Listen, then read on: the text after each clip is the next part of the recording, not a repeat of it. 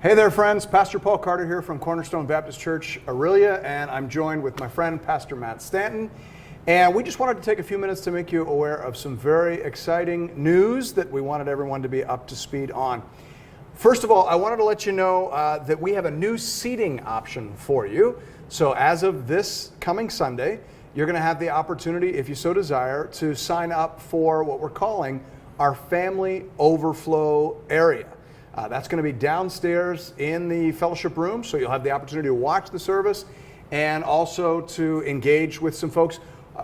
As you well know, we're only allowed to have 30% of our sanctuary capacity, and for the last couple of weeks, we have been bumping up against that. So we thought that this might be a way where we could provide opportunities for people to be here and to still have a little bit of that fellowship experience. So Matt, tell us a little bit about what people could expect downstairs.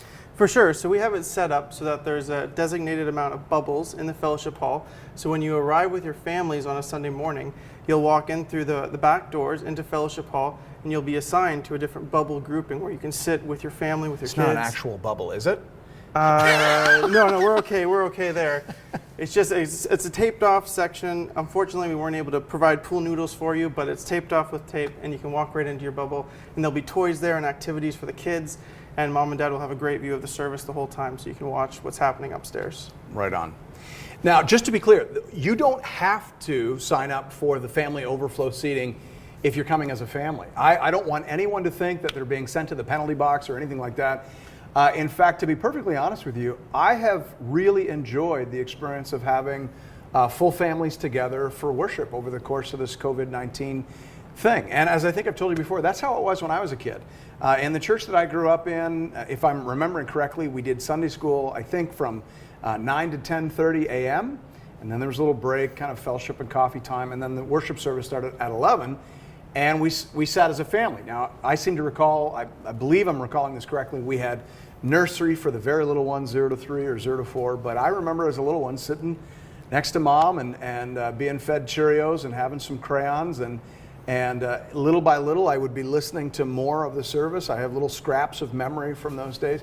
And I don't remember it ever being a problem. We figured it out pretty quick. And our people have figured it out pretty quick as well. So I don't want anyone thinking they have to.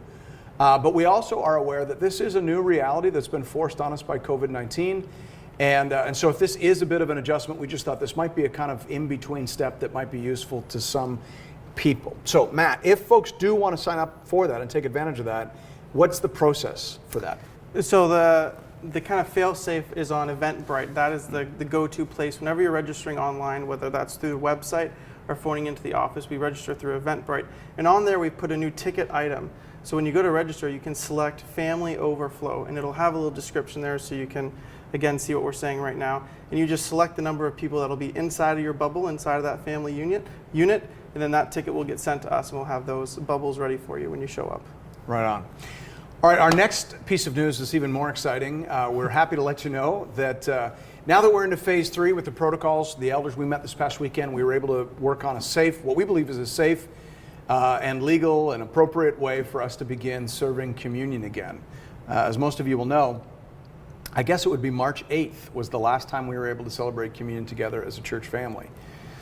So we've figured out a way. We've got a method that we think is safe and appropriate.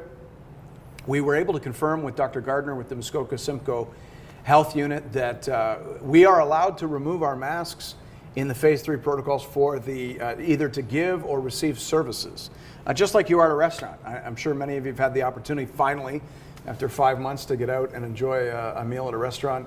And you wear your mask to your seat, but then when you get there, you're able to take it off to eat your meal and enjoy your meal.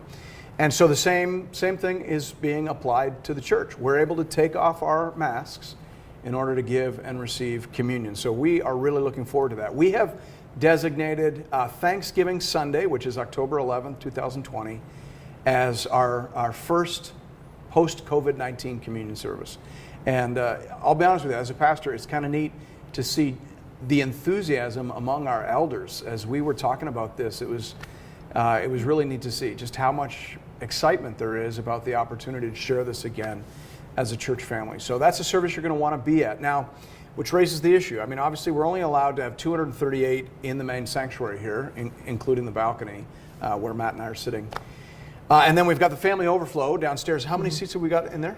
We're allowed to have up to 86. So we've got 86. So that's fantastic. Yeah. And did we get 86 seats in there? No, right now it's about 65. Okay. All right. So, putting that together, we're going to be able to have just over 300 people in the building. But of course, by this time, RCC will be meeting down at the Gill Street campus. So, and I think Levi was telling me they've got, is it 90 seats set up there? Yeah, they're ready to go. So, if you want to be at this communion service, we should be able to get you in, or very close. There are some folks who are not going to be able to be with us in the flesh, present, physically, because of health concerns, still for a couple of months. So we are hopeful that if you want to be there on Thanksgiving Sunday, we're going to be able to get you in. However, if you are not, or if you're one of those folks that are unable due to health, we want to let you know that long before COVID-19, it was an established tradition here at the church where if there was a shut-in or someone who by reason of health was not able to be here for communion, if they asked us, we would send a pastor or an elder to them and we would serve communion to them in their house. Evangelicals have long understood that communion ought to be celebrated all together. It's not something that just you and a friend or you on your own with pop and chips do at your house. That's, as we talked about this past Sunday, there's a sense in which if our method of communion obscures the meaning of communion, as Paul said, it's not the Lord's Supper that you eat. So in general, we understand it's got to be together, and yet we've always recognized exceptions too, primarily because of health. So if you are shut in and are not able to be with us here in present, we don't want you to miss out. And so do let us know, and we will arrange to have a pastor or your elder come and serve you in your home in some kind of safe and appropriate way. All right, now that's it for me. Matt, did you have anything else you wanted to bring to folks' attention? Just a friendly reminder to send in your prayer request to the office, or you can bring it with you on a piece of paper and put it in the offering and prayer request boxes on your way out on Sunday morning. And if folks are registering, two things that come to my mind. Number one, we should remind people the cutoff for registration. What is that? Oh yeah, that's Thursday at noon, 12 o'clock. So if you are intending to come, please do sign up. It makes it so much easier, so much safer if we can arrange all the seats. George does a fabulous job of setting up family clusters so we can take you right to your seat. It makes it much more efficient and much more safe. Now, one thing I would want to say, unfortunately, we for the first time, we've had to turn some folks away just because they weren't registered. But I will say this, almost every Sunday, we have people who, because they're following the protocols, don't show up, or maybe they registered as a group of 7. In my family, we registered this past Sunday as a group of 7, but then one of our children wasn't feeling quite right, and so just out of an abundance of caution, we left her at home, so there's an extra seat. Almost every Sunday, we've got a few of those extra seats. So if you come and you didn't register, or you come and the Holy Spirit led you, or a friend invited you, and we say, well, we don't have a seat for you yet, just be patient. We're going to send people to Tim Hortons this week, aren't we? Yeah, we got some $5 Tim cards for you to ask you just to Maybe we shouldn't have said that they were $5, because now people are going to intentionally not register and show up and get their $5 gift certificate to Tim Hortons. Don't game the system.